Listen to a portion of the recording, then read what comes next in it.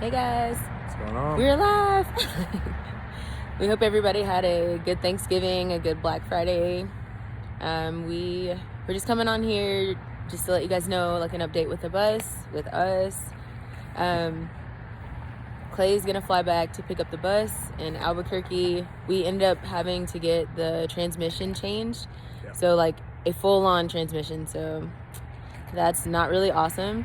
But what we plan to do is kind of comp the cost with, we have a bunch of stickers, and so we'll do like, it'll be like 2 big stickers, 2 little stickers. We'll show you guys what they look like, but it'll be like essentially 4 stickers for $5. That way we're not just like asking for money, because but yeah, we're still in Wisconsin. It's kind of cold, as you can see. We are dressed for the weather as usual, but everything else is going good.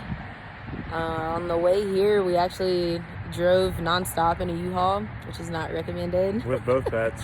With both pets, a litter box, A bunch of stopping to get water. Yeah. And I'll tell you something, being in a schoolie, it's hard to pack.